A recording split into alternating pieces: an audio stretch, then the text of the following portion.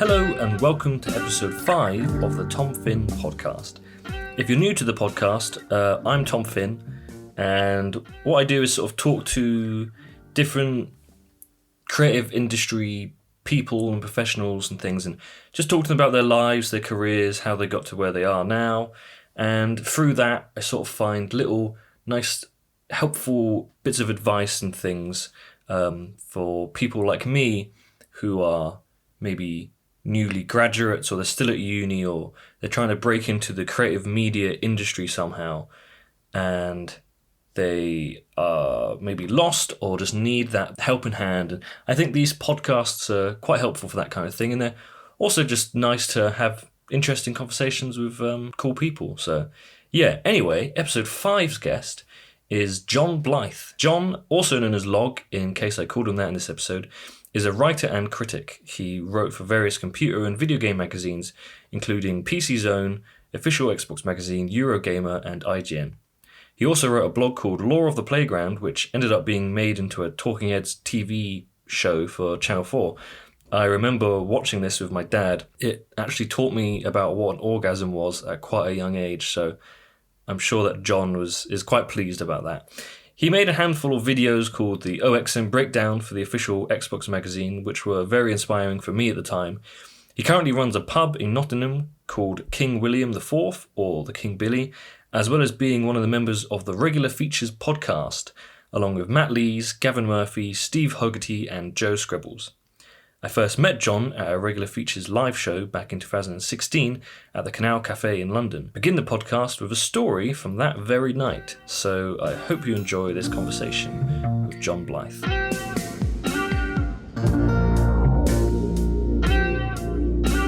I actually have a story that I want to start off with. Go on. That involves you and Regular Features. So, me and my friend came to see you live at the Canal Cafe? Yes. Yes. Do you remember? I remember we did a few gigs at the Canal Cafe, and I certainly remember having met you before. Yes. But I'd not the details of the story to which you were about to tell. No, well, the story is mainly after the fact, so it's okay, you're safe, don't worry. Okay. We had a good time. I remember we first walked in, and we said to each other, wouldn't it be funny if one of them just walked down the stairs, and then Steve just walked down the stairs, and that freaked us out, because for us, you guys were like celebrities in a way, if that makes sense. I know it's weird to hear. Yeah, it's not good. I don't know how to respond without sounding like either an egregious prick or a fake humble arsehole. Yeah. No, I get it. There's some people who aren't famous who feel famous to me just because I listen to them all the time. Yeah, exactly. And especially at the time as well, because it was constantly listening to all of them over and over again. And Steve walked down and and he sort of just gave us the sort of awkward face to us. For the readers, he pursed his lips and cocked his head back a little. Yes. We had a good time, and then we were drinking, and my friend was like, right, we should stop here because we're both at a good level. And I was like, yes, we won't have any more because we know that will tip us over the edge. And then I wanted to meet you, and I was too nervous, and I think I was standing with like Gav and people, and someone was just like, fucking go, and just pushed me. Too nervous to meet me, but you were hanging around with Gav like he was a nobody. Gav, I don't know, the curly hair one. The guy who has gone on to make a 20 grand Patreon. Yeah, I know. God, I want to talk about that. Well, no, is that because at the very beginning, me and my friend were standing there awkward, like, I don't know any of these people. And then Gav just walked straight up to us and was like, hey, who are you? Meet these people, and just introduced us. So he instantly got us calm, and because you were my favourite, you were my favourite. I was like too nervous and anxiety. And then I drunk, and someone just pushed me and told me to get out to go find you. So I came out and found you, and we spoke for ages, and it was when you got punched in the face at the pub. Oh, when I was doing the live show with my face all blacked it was up. that one. No, that is the wrong phrase. Okay, that's why I'm nervous about talking, because I say shit like that. I came all scarred, didn't I? Black eye. And we spoke for ages about that for quite a while, and then I came back in, and my friend was fucked, and he was like, "Someone brought me a drink, hey!" And I was like, okay. So then he was in a state after that. And then This wasn't the guy who collapsed and became completely unconscious, was it? no. Oh, that happened another time. Oh my god, does that happen frequently? Well, I don't know. I just assumed he was on drugs or something because he was absolutely far gone. But like, I'm glad that wasn't your friend. No. On drugs. on drugs. I just assume all these people are on drugs or something. Okay. We left. Yeah. And we had to get home, back to Bedfordshire, and he had it in his head that all he needed was a cigarette. He was like, I just need a cigarette. And he doesn't smoke, but he was like, I need a cigarette. I was like, fine. I was like, can we do that as well as leave at the same time? And he was like, sure. So I managed to get back to the station, and he found like an underground, like, little marquee thing. Brought us cigarettes. He was happy. I was like, great, we've done it. We can now get home. He then wanted to smoke it on the train, so I kept going, no, batting it away. He was like, no, it'll be fine. The whole trip home, through the underground, back to King's Cross Station, he was trying to smoke it. I stole the cigarette at one point, and he got so angry with me. He's not like this at all. But just the one drink, and it tips him over the edge. And it got to the point where I told him, I'm so annoyed with you, I want to punch you in the face. I've never had a fight or even wanted to hit anyone before, and I was furious. But when people are beyond reason like that, yeah, it's like just dealing with a baby, and I can very, very much understand all violence against babies. Yes. Well, you can see in their eyes are just glazed over, and they're just like, what? I don't understand what you mean. I want a cigarette. Yeah, the 5-second loop of conversation that you just get stuck in. Yeah. And you're still abiding by the rules of sobriety, where you try and think of a different thing to say to them because you don't like repeating yourself. And then he got to the point where he left. He went for a piss, and I was like, okay, he's going to start smoking. I can't stop him. He's going outside, that's fine. Came back in sort of smoking. He was like, hey, and I was like, whatever. Finally got him back onto the train, and it was a packed train, so we were sitting on the 4-seater, and they had people next to us, and he was lying back with his feet up on the other side next to me, just tapping his foot on the side of the train in like a quiet train, just going on the whole way back. So Is there anything he could do to make me hate him more? I know. I feel bad because he's going to hear this and go, oh. But I did ask permission, and he was like, fine. So that carried on. I'm sure I would have loved him previous to that point. You did love him at the time. Cool. It was fine. It was great. And then finally people left enough for it to be like a quiet train, and then he tried to get me to run up and down the train with him because it was really fun. Now this is charming again. Yeah, that was that. I did join him with that. I was like, okay, if this makes you happy, I'll run up and down the train with you. We got back home. I went back home, and he tried to make me come to Tesco with him. Was like, I'm going home. I'm going to kill you. This has to be the end of it. So I left. I then got a call the next day saying what happened, and I explained to him. He forgot most of it. In the night, he went to his dad's door, pissed on his dad's door, thinking it was the toilet. His dad came out and was like, what the fuck? And he was like, whoa, I'm going to the toilet. And then went to bed. Oh no, the toilet turned into my dad's legs. Dad, get out of the toilet.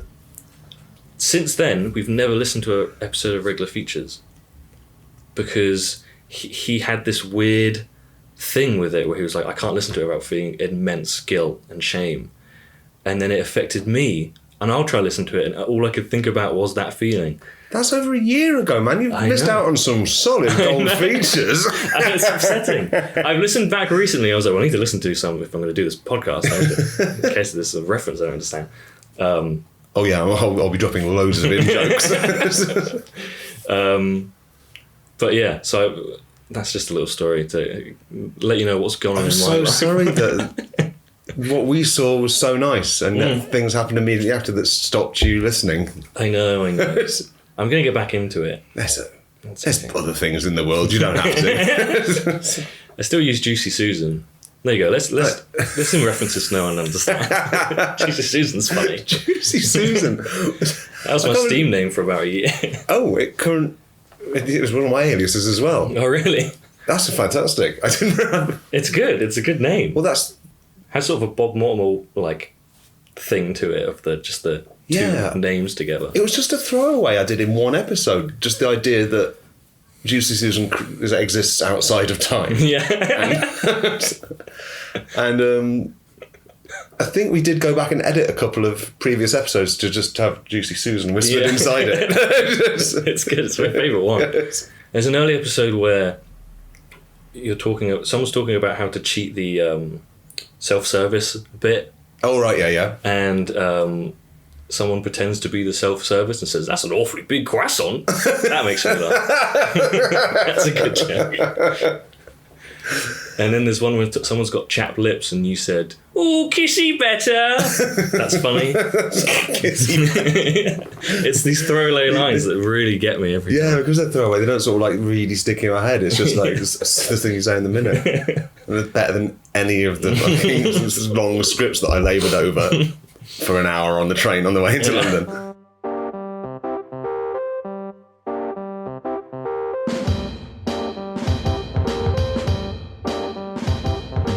Grew up in Nottingham? I did. I grew up. We're currently in a pub in Sneinton called the King William IV, the pub I run now. This was the pub that I was always walked past on the way from the pub I was brought up in, the Fox, which is now Solicitors. Right. And this was the pub that you didn't go in.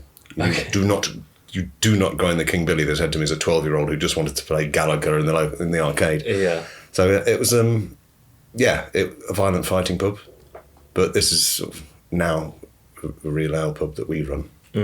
But yeah, this is my patch, even though that I am Sneinton's quite a sort of salt of the earth place, and I was sent to school for the first 2 years of my life when my parents were rich in a private school.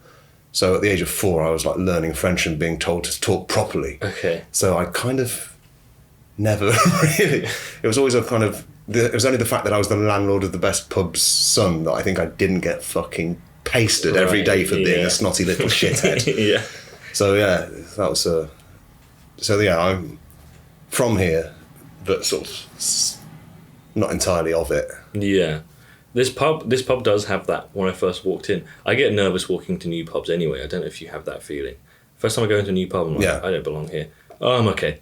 Our pub looks kind of forbidding and traditional from the outside anyway. It's got those frosted windows that were designed to stop people being able to walk past and see who was inside. So from the days when men just wanted to hide from their wives. Oh, okay, yeah. This is the kind of pub that all bar one with its clear glass was designed to not be like. Yes, to be more welcoming to women, basically. Right. We get a good mix these days, but it's very much looks like a pub from the 1800s, which it is. So how long did you go to private school for? Just for a couple of years? Oh, the money ran out after about 18 months. So then I went to a comp, which is like, well, I learned to have 2 voices. Right. I quickly learned not to talk in a way that would get me punched. Yeah. So it worked. It was a good choice. It's always useful to have more than one voice. Yeah. So where did the money come from and where did it go? My Cotton Eyed Show. Yeah. I knew. Oh wait, if he doesn't say it, we can move on. The money came from the pub. Running a pub in the 70s was really one of the more lucrative things you could do in our position, in our standing in society. Right, yeah. But it was like the money ran out when I think my father stopped running the pub for a while because my mum said it's either me or that pub. Yeah. And she won for about a year before we went back. I always thought you grew up in this pub. I don't know why. I thought you like inherited it. My family have had this pub for 12 years. Oh, okay. My dad's been around the whole era. The Fox was the pub he had that's now a Solicitors. He converted the Bunkers Hill into a pub in the 90s, and I ran that with him for a few years. Right. And then I went to London to become a writer of bullshit. And meanwhile he stayed in Nottingham and did a couple of other pubs. This is the pub we ended up in 12 years ago, and I started working here 5 years ago with my dad, and he died a couple of years ago, and now this fucking building's all on me. It's like, so have you been like a pub family always? Yeah, Are you one of those kids that have always died from pub to pub? I've always been absolutely at home in pubs, and I wouldn't call it a pub family, and that obviously my mum's hates the idea of working in a pub, right? So she's always been background support. Okay. My sister-in-law, my brother tried running a pub with my dad, but the combination of my dad being an absolute horror to work with, right. He's a a difficult man and a constant source of stress to those who loved him. In any specific way? Sort of people who have their triggers that sort of set the red mist coming down. Okay. So I knew the triggers and I knew how to step around them. Right, yeah. But watching people who are slightly more oblivious to my dad's angry foibles would be kind of difficult, because I'd just go rigid and tense saying, oh shit, is that going to blow him up? Yeah. It was in when we were running the Bunkers Hill together, there was a few people I just bumped into in town said, I hadn't seen you at the pub recently. And they said, yeah, we were just talking. Your dad came storming over saying, did you call me a cunt? Yeah. And they was like, no. So we stopped coming in. So that's the battle I was fighting. That was one of the reasons I left the Bunkers in early 2000s, because I thought, I can't, this is doing my anxiety rotten. Yeah. And why not try starting a career as a comedy writer? I can't see any source of mental stress there. Well, I think that's a skill I've learned over the years. A lot of people don't have it, of knowing how to talk to people. You get a lot of people that have arguments as well, but they're just not listening. It's like, well, I just know what they want to hear and like how they want to hear it, rather than what you're saying is fine, but you need to know how to speak to that person. Is that something you've gained from that, you think? It's something that I occasionally have. I've got some blind spots, as in I do sometimes find the heckles rising and I realise I'm just saying indignant and being a bit whiny, and I just find my ears shutting down and I'm just talking in a diatribe and I hate myself while I'm doing it, but I've got to say it. That's, if there's one thing I could change about myself, it would be that. that whole masculine gotta tell you what I think. Because it's rarely right, and it's rarely empathetic with the things you're saying then. You're never considering the other person. Not when you're not in that mode, you're never going to convince them. I had that with teachers. I would always have it with, especially later college and union things. If I made a teacher laugh once, in my head I'm like, that's it, I've got them. Yeah. I make them laugh all the time. And then you fuck it up and you're just like, you went too far. Yeah, and you crumble. And you just, either it's too far, it might be offensive to them, or it's just in a weird place that you're just going off on, and then you see they're just not really listening and have that look and you're like, I should stop talking now, shouldn't I? Did you ever get cut down size by the dreaded phrase, stop showing off? Yeah. Oh, it's such an easy put down. It's the same as telling someone that you're killing it and you've killed that joke now. Or something like that. It's like, okay, I guess I'm nothing. Yeah, you're right. Oh, God. It's awful. That is harsh. But it's good if you can roll with it. If you can actually say, yeah, I guess I did. And I'll kill the others one too. If you laugh again, I'll ruin it. Yeah.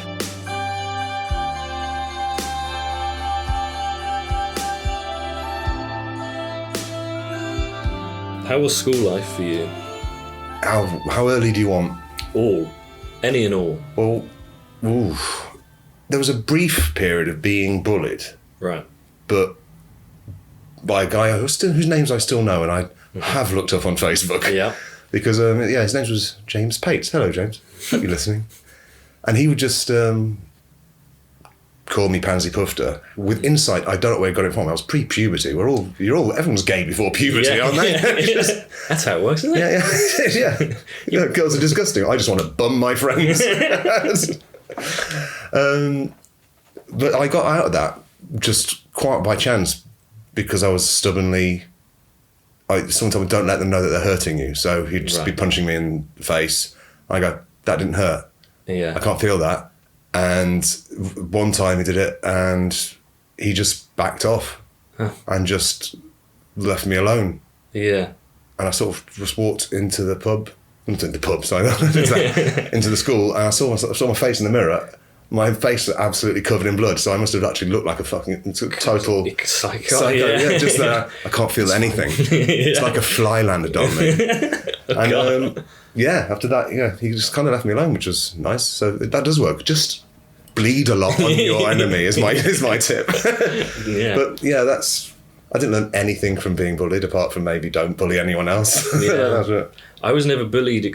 I wouldn't call it bullying, but just a sort of general... Everyone would take the piss, if that makes sense. A lot of people would just call you names for no reason. Oh, that was primary school. Right. Yeah, secondary school, I was never sort of participated in the bullying, but I would sit back and enjoy some of the creativity of some of the insults. Yeah. Never the ones that just calling people fat. Yeah. It's just the basic insults, but just people would make up things like you just got a sponge bath off her. She gave you a sponge bath, and it's like how It's I a don't good get image. it. And Why would that happen? How would they get the sponge bath? and that's it. And then there's Wayne who was called Timotei for a while because he fucked a shampoo bottle. Right. And it's just, all that stuff was basically what went into making Lord of the Playground, just because it was I really enjoyed the creativity it was cruel, because it was still singling someone out and making them the centre of negative attention. But I was laughing at the images of just someone sitting down there getting something that I associated. Sponge baths are for old people who can't move. So what's going on? They're not a sexual thing. I had it where, because I wouldn't have too many friends, and then if I could make friends by making fun of someone else, I would just do it. Like, oh, cool, they like me now. Yeah. Just like easy insults, and then afterwards, like a few years later, you'd be like, oh God. And you'd want to apologise, but you're like, it's definitely too late to apologise to this person now, is it? I don't know. Yeah, there's one guy at school who got it worse than everyone else, and like, I don't know what I'd do going back in the same, because like, I was too busy trying not to come across like the pansy puffer. I was still getting called gay by girls, but now these days, with more evidence to back it up, because I realised I was gay when I was like 10 years old, and knew when I was that age that, well, what are you going to do? You're not going to start having sex, are you? So just hide it. Yeah, you don't need to be... I never, ever talk about that sort of thing. Yeah. People start noticing that around 15, 16. Oh, okay. So you have to... Because you're not talking about it, you must be gay. Well, luckily, I managed to fall in with a group of lads who just was more interested in fannying around and just joking and drinking on the park than hanging around with girls. So just fall in with the late bloomers if you want to hide your sexuality. That's what I say. It's good. Those people exist at school. They're hard to find, but you'll find people that are like, yeah, cool. That's sort of the end of it. And there's one of us who started being sexual with girls, and it was like we shamed him for it. Like, how fucking dare you? So, how long did you hide it for? I hid it until university, basically. I told my mum the night before I went to Manchester University, and she was all upset, but not for any other reason than I just want your life to be easy. Yeah. And like, the best possible reason to be upset, but still like, not disappointed because you're gay, but I'm disappointed because it's going to be hard for you now. That kind of thing. Yeah. And then my grandmother... I'd rather you be happy. I'd rather you be happy, and being gay is kind of a sentence to lifelong misery. No, I've been very, very lucky ever since then. Never really had any negative reaction in that regard. That's gay, white, male, the second most privileged group on earth.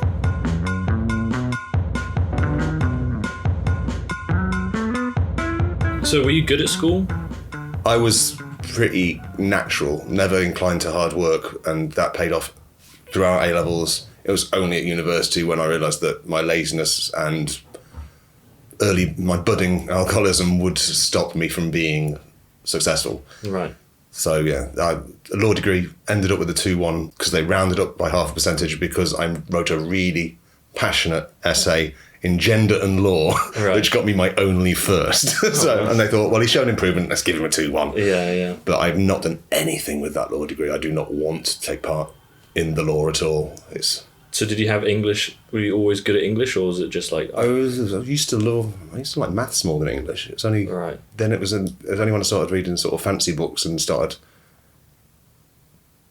Yeah, that was my kind of tying fantasy books with my sexual awakening. Then I started like reading like loads of fantasy, like always drawn to the barbarian characters.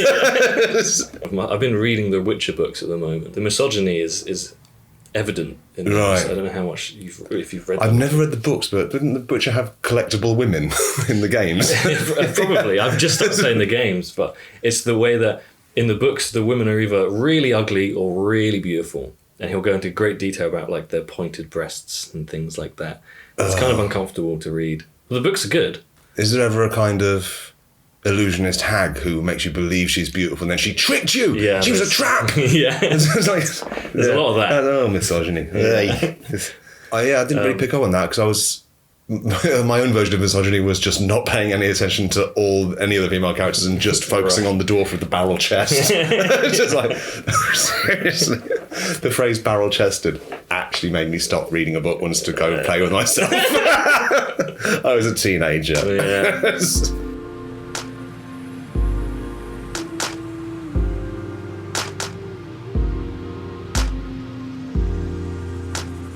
How do you go from law degree to writing about games? Were you always into video games from an early age? The video games, I didn't go direct into writing about video games. I was writing, my first paid writing job was with Zeppatron, the place that was, what did they first do? It was a company set up by Charlie Brooker, Ben Cadell, Peter somebody, and another somebody. Right. It's a strong four, yeah, I do know their names, and they're all very nice people, but they make things like 8 out of 10 Cats, and right, okay. Sort of, obviously Black Mirror started off around there. I wrote loads of sort of jokes for TV Go Home. Okay. Just emailed in because I had my own website at the time, so I was just all of my writing until that point had just been a website that I kept myself, and sort of like, I feel like I need to rewind a little bit. Sure. When I first started the website in about 1997, and the way to get your website noticed back then was to register in the Yahoo directory under UK comedy, and my site was in there, along with a lot of other sites called like Emporium of Fruit, Idiotica. I think Idiotica was in there. Gorilla Salad was another one. These were the late 1990s websites. Okay. That I ended up emailing all of them and saying, "Hello, can I do something for your site, please? Yeah. I like writing, but it's just a bit lonely over here on my own." And some of those people I'm still friends with, like Simon Swatman. I ended up working alongside him, writing stuff together. He did Emporium of Fruit.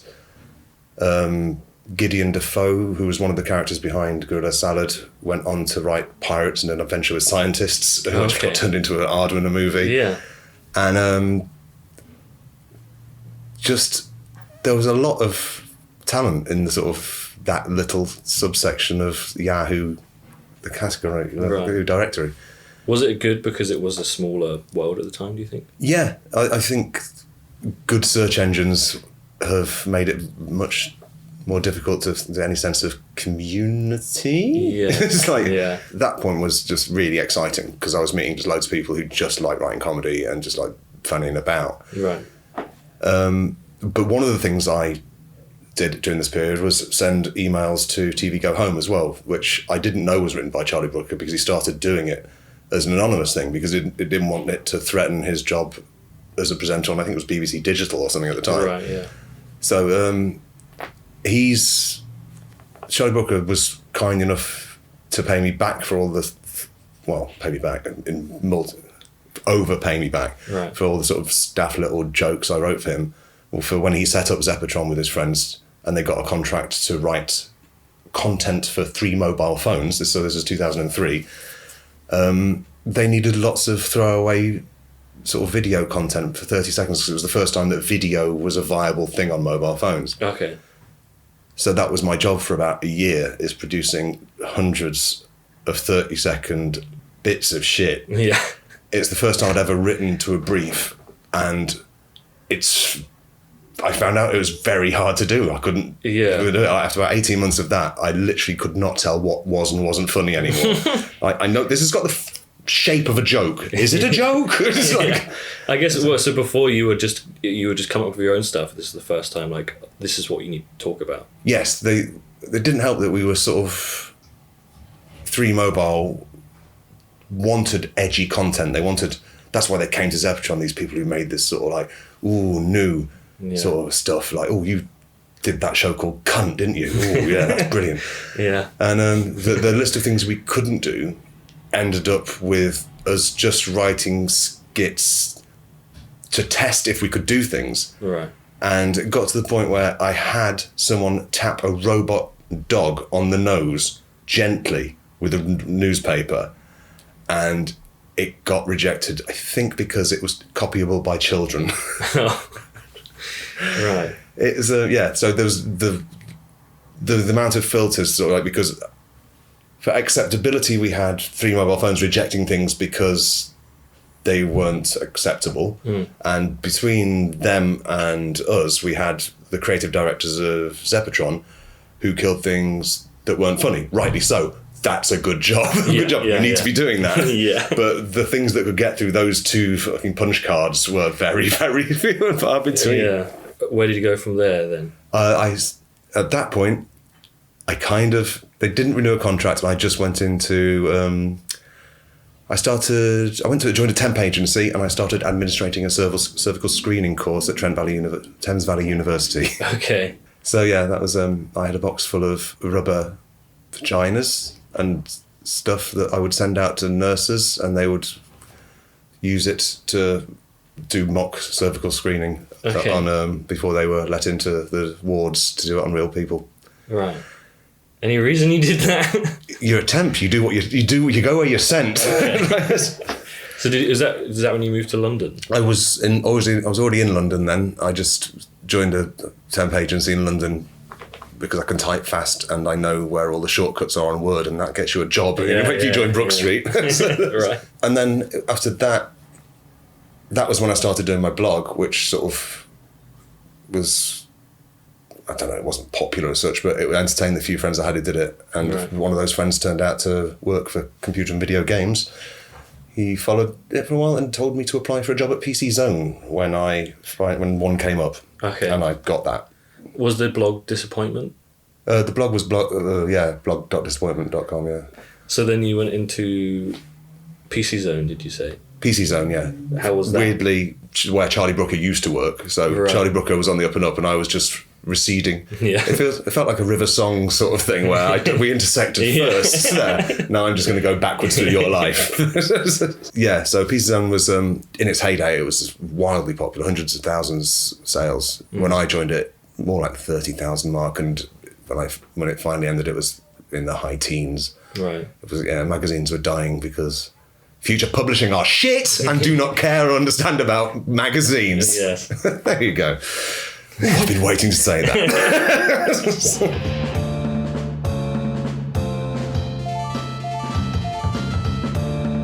Video game journalism and internet comedy seemed to be a thing that went hand in hand in like the late 90s. Would that be right? Video game and comedy stuff? Yeah, like comedy writing and video game journalism seemed to sort of I think people be joined. Yeah, it was weird because I'm not sure why that was. No. But you do get people who write who are only interested in video games, and you can tell they're writing from someone who's maybe interested in other things primarily, but also enjoys and appreciates video games. Yeah. It's weird if you're stuck in one topic that it kind of...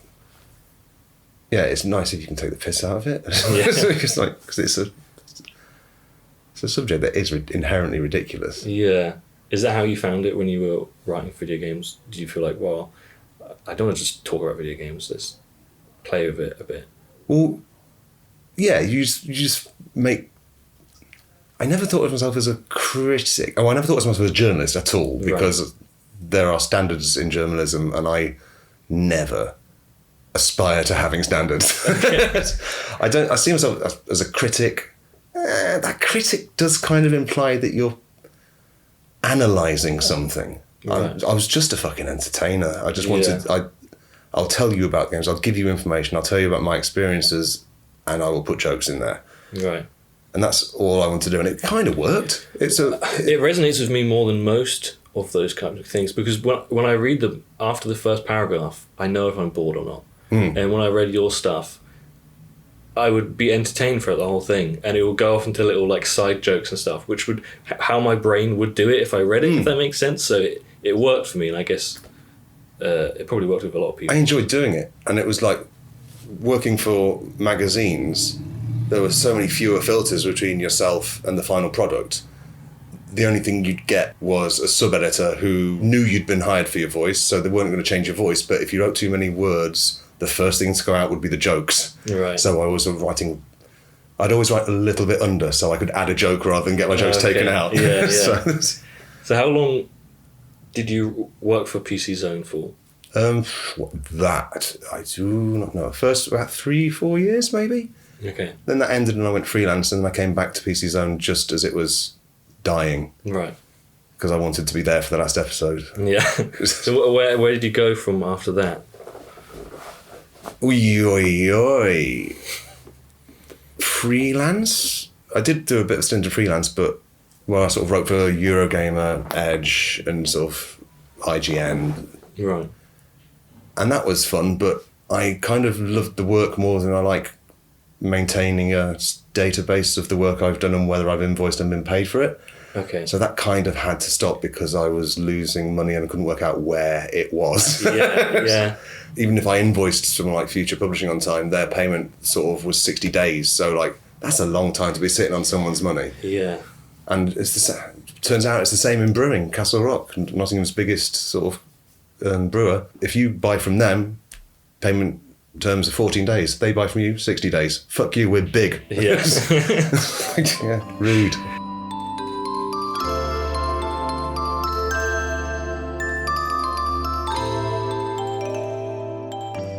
How did you meet the regular features lot then? That was, that whole thing I was saying about it was nice to do something that, well, in video games it's nice when you're interested in other things as well. That was, me and Steve both worked on PC Zone. Matt, we met later on when he came to work on Official Xbox Magazine. I forgot to say that I worked on Official Xbox Magazine for a long time. Right, yeah. Oh, of course. Yes. You did a bunch of videos and stuff for them, right? Yes. Yeah. I knew there was something I missed out. No, yeah, I've got a feeling that there's a big gap there. Yeah. But Matt used to work in PR for Activision, or some company that did PR for Activision. And then we convinced him to join us because we liked his writing and daft videos. Right. And he's obviously gone and made a name for himself down that route now. He's just fucking brilliant at making... The videos he's doing for Shut Up and Sit Down now are just fantastic. Yeah. Oh, and the other person was Gav, who was working on Official Nintendo Magazine. And we just were sick of writing about video games and wanted to do something else. Right. Which is why regular features is very, very rarely about video games, except when we're trying to steal a cheap award at a video games broadcast show. Okay, let's go back to Xbox Magazine, because the videos you did for them were very inspiring for me at the time. Oh, the OXM Breakdown? Yeah. Oh, really? Cool. Yeah, I was watching Screen Wipe at the time, and I was watching your Xbox videos. So I wanted to make something like that. I was like, I want to do something, but I like film, so let's do a film one. And I made those like weird Podcorn videos, and there was that time I sent you one. And you don't know how fucking much I hated myself when I did that. It's that... talking about Impostor Syndrome, I was just like, why did I do that? I spent ages like, okay, I'll just send it to him. Oh no! And I had to think, God, did I reply? You did reply. Oh, thank God for that. Did reply. Don't worry. Because I am terrible at things like that. Because like some people have sent me a script and I said, oh, I'd love to read that script. And then I get the fear of reading it, thinking, what if I don't like it? If how will I tell them? You didn't reply straight away. You read it and then didn't reply. And then I had a heart attack. I was like, classic. I need to tell him, don't worry if you don't want to watch it, it's fine. And then you were like, I will watch it. I was like, oh, okay. And then I was like, oh no, he's going to watch it now. Why didn't I shut my stupid mouth? Have you had that experience before? Oh God, all the time. The whole putting something out there thing, I'm numb to it now with regular features because it is what it is. And it's sort of like, I'm quite proud of regular features now after like 8 years of doing it. Right. I feel if I was still Impostor Syndrome about that, I would have driven myself mad. Yeah. But there's other things, like another time when Charlie Booker over-repaid my contributions to TV Go Home, he put one of the commissioning editors' comment is free, the Guardian comment, the sort of op-ed sort of thing. And they said, do you want to write columns for The Guardian? Of course, I thought yes, because I didn't, obviously, The Guardian back then, The Guardian wasn't a transphobic piece of shit rag that it is now back then. Right.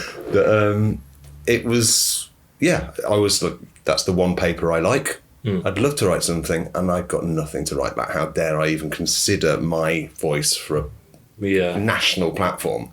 Did you want, like we were saying earlier, do you want that excuse to say no? Do you want that reason to be like, I just can't? For the first time on that one, I thought if I don't do this, I will be kicking myself so hard. Right. That I thought I'd rather put up with the why did I do that rather than why didn't I do that. And I wrote, I think, about 4 or 5 columns for them in the end, including one about my trousers falling down that was put underneath a very large column. It was a low horizontal bar at the bottom of a massive article by Gordon Brown. Right. And I found that hilarious. Obviously, my imposter syndrome was still raging, but my trousers. But you just get exposed to the worst people on that, and like the whole thing, it's a cliche. It's one of those rotten cliches, but it's a cliche for the reason that the negative comments, each one fucking hits you right in the heart, and you just scroll past the positive ones to get that negative emotion about yourself. I had the one when I first started putting those PodCon videos out. Someone just wrote, "It's got a weird voice." I was like, fuck, I do have a weird voice, don't I? Yeah. Why do I even talk? Yeah. The whole thing is me talking, and my voice must be so annoying.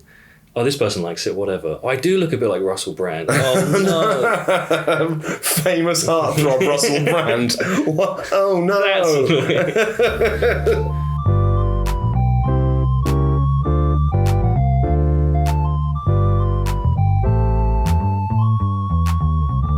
The work experience thing.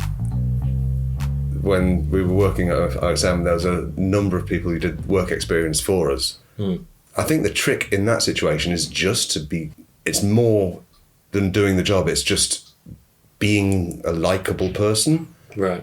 And maybe holding your tongue a little bit. If you're outspoken, it's not your job as the work experience guy to come and lay down the law, because people are getting on with their jobs right now. Yeah. And you can do if you just work in a way that helps us rather than tells us why we're wrong about real-time strategy games. Yeah. Actually, if you ask me. And everyone that went through that thing that was a likeable person could do the job is now successful. There's Alice, Bell, Joe Scrabbles, all went through the work experience thing. Is Scrabbles his real name? Yes, it is, yes. It's Eastern European. It's good. It's a great name. Yeah. That was actually on my list of things to ask you. Yeah, it's not. There's not many of them around in this country. But No, not many Scrabs. But I also would like to add to that work experience thing is it's shit that people have to do free work to get fucking known. That's absolute bullshit. Yeah, I know. That was the thing when I was coming up in like the university and things, was that dread of like, oh, I'm going to have to do some like really shit work after this, and I really don't want to. I just want to find that little thing of like, I'm there. Yeah, but even if it's shit work, you should be getting paid for it. Yeah, it just fucking appalls me that it's all tilted towards the well-off, or in my case, someone who had just sold the rights to his website to become a TV show, so I had money in the bank. Right. But so, what was that, sorry? The Law of the Playground. The Law of the Playground is the thing based on all those childhood insults. Right. I kept a website based on sort of user submissions that I edited, spiced up with jokes. It got turned into a book, and then with Zeppotron I pitched it as a comedy lab. Okay. So it was initially going to be a scripted comedy thing, but someone from the commissioning editor of Channel 4 just said, do you know what? I think this would be a great talking heads show. And I thought, on the one hand, it's gonna be shit now. Yeah. On the other hand, I don't have to write any scripts. So they're making a TV show for me. Yeah. So they paid me on a per episode basis. I didn't have to do any work, and that gave me enough money to take an underpaid job in the games industry. Oh, okay. So yeah. Sorry, aspiring people, some privileged older fucker just got there with his money in the bank. Yeah. I hate myself. I had a tutor at film school that would always say, one for the pocket and one for the soul. It drove me insane. What? One for the pocket and one for the soul. So you got to do one job for the money, and then one for your soul. I don't know. Do you get paid for the one for the soul? I guess so. Well, that's both for the pocket. Yes, that's 2 pockets, 1 soul. That works out. Yeah, that's better.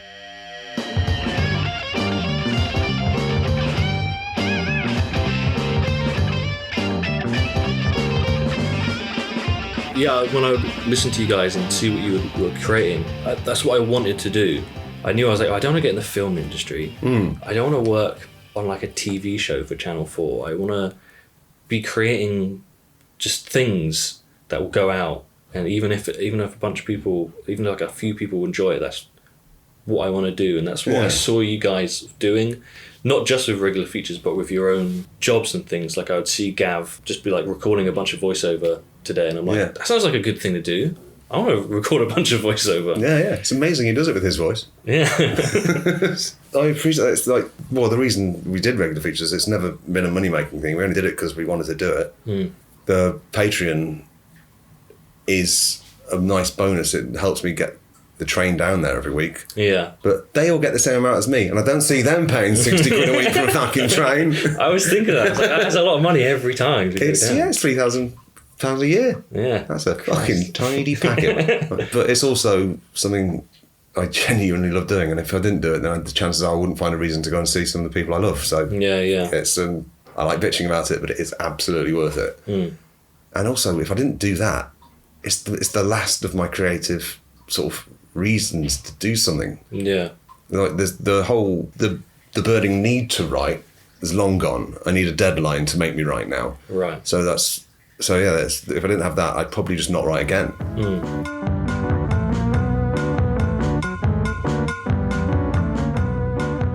With what we were saying with regular features, why do you think it's worked for so long? Every week you do it, right?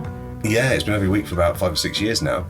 I don't know, it's weird, regular features, because like it feels like the most obvious format to me in the world. Right. And our format is just we take it in turns to try and make each other laugh using either a script or just a story of what happened to us. And it's just, but the spotlight moves from one person to the next, and then that's it. Yeah. And I just can't get anyone else doing that. It's always just, hey, here we are today, and we're going to talk about this movie, or we're going to do a deep dive into what happened today. Yeah. And I'm just stunned that I can't think of anyone else who does this. I mean, it's not ragingly successful. We've got a few listeners, obviously, we call them readers. That's our in-world conceit. But yeah, I love the format. I love the fact that you can do your bit, then relax and just react to other people's stuff, and it's fun. They are funny lads, and I join in. Yeah. Are you anxious until your bit? If you're like the last feature of the episode, are you thinking the whole time about your one? If you do read regular features, then you probably will notice that I am normally the last one on. Yeah. And that's normally because we say who's going to go first, and I just hide. Yeah. I've always been a hider in meetings and stuff like that. Right. And also, I drink. So, I want to be drunk when it's my turn to do it. So, give me 30 minutes listening to you getting drunker and drunker, and I'll have the balls to do it. When was it that you decided I'm going to go run a pub? Okay, so I ran a pub in 97. I ran the Bunkers Hill when it first started with my dad.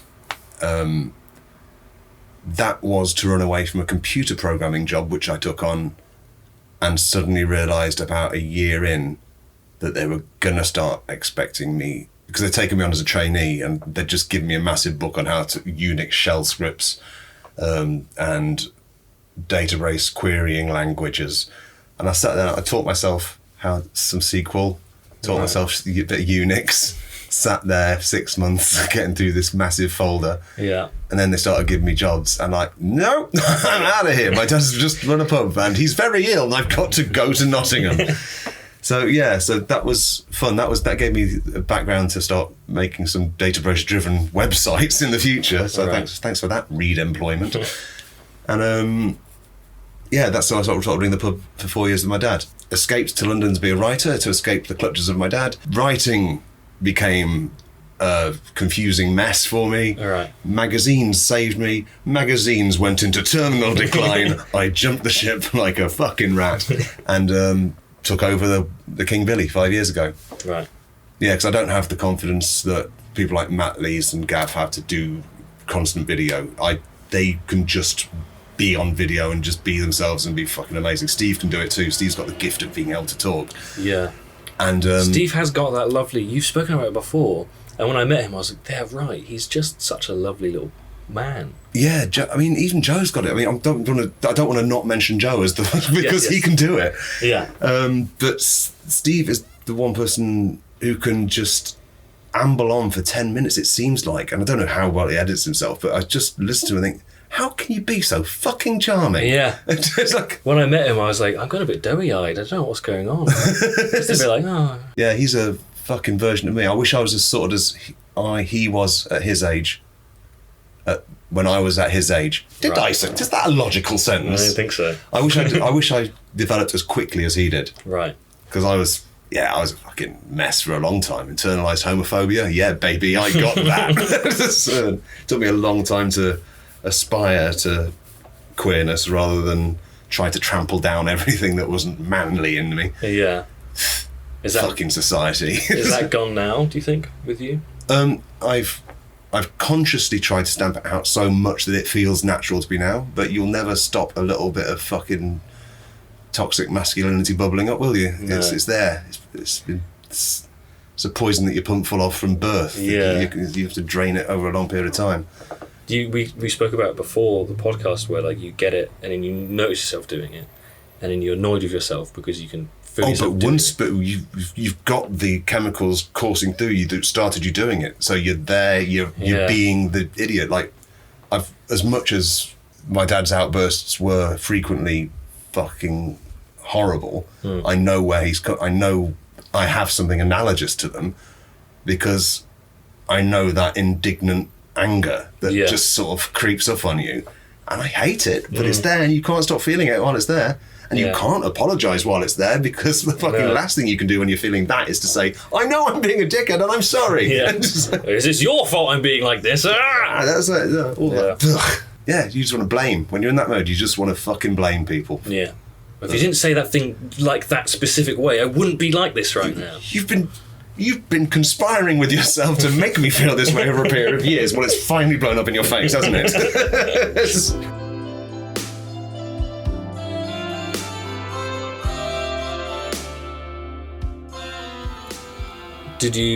How did you find starting to run the pub yourself? How was that?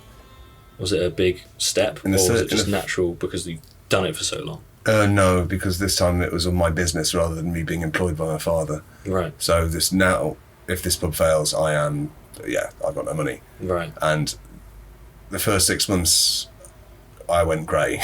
My beard just went grey. Right. Just from sleeplessness and I'm out of my depth. Mm. And it took a long time for the routine to kick in. And then suddenly, no, not suddenly at all, slowly, realising that my staff are really good and I can trust them and they can, some of the tasks that I sort of thought only I could do are quite simple tasks that can be delegated. So it's like, yes, I'm very, very lucky to have a group of people around me who are, it's kind of small enough still as a business to feel like a family, and they know I do whatever I can for them, and I don't expect anything back from them for it because I'm a boss and it's my job to deal with things, but frequently they do help out in ways that make me well up with gratitude. Right, yeah. So yeah, it's great. It's like I'm the boss, but I need help sometimes. Well, yeah, I thought becoming a boss would make me right wing and kind of anti-workers' rights, but no, right. I'm very, very pleased to find out that I've stayed true to what I believe, and sort of like I pay the pricks too much and they keep taking holidays. Yeah. So do you think you'll do this for a long time to come? I don't know. At least another 5 years. It's the only thing that's I found that I'm good at and pays me a wage that I could survive on. And it's very, very good drinking at trade prices. Obviously, that's probably illegal. So I do pay for my own drinks, of course, full price. Yeah. But it's nice to reap whatever of that is profit back. Yeah, you're not allowed to give out drinks. It's against the HMRC Customs and Excise. So that's one for you. That'll stay in.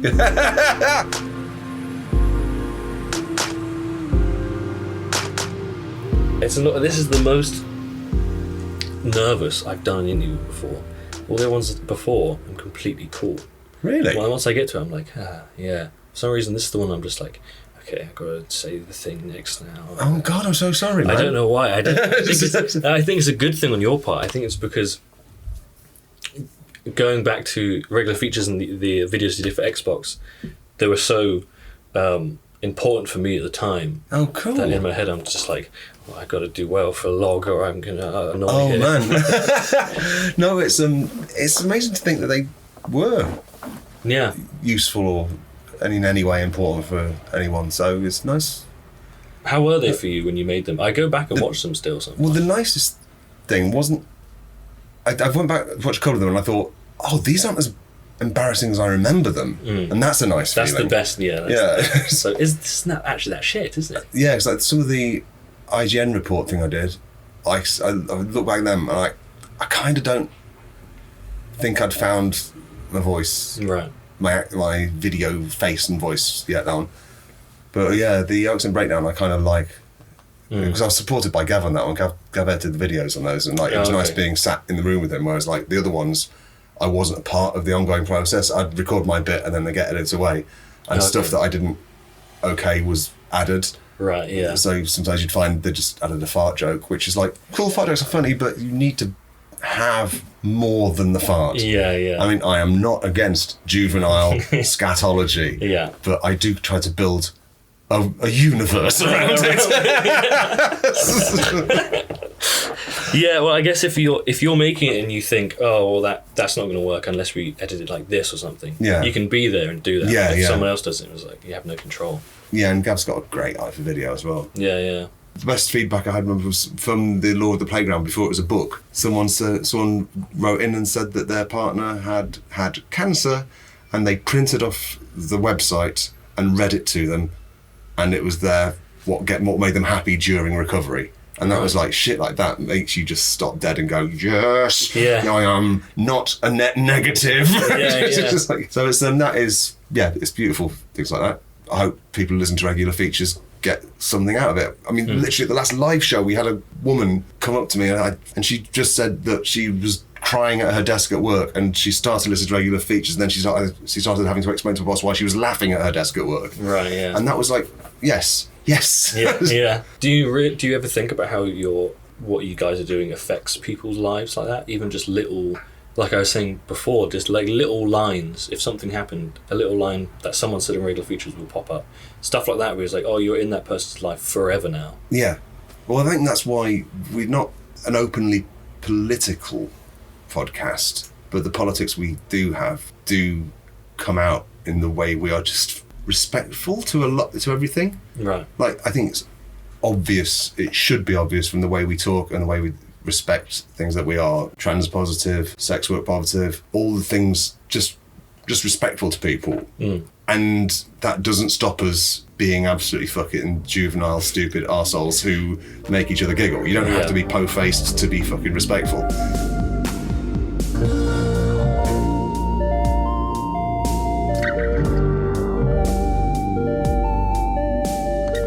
There you have it, Jon Blyth. Jon is such a lovely and welcoming person. We were kind of both very nervous for this podcast. For me, I think it was because I was interviewing someone who I admired and had a lot of influence on my creative life, and for Jon, it was just about talking about his life. But I think we pulled it off. Anyway, thank you for listening to episode 5 of the Tom Finn podcast.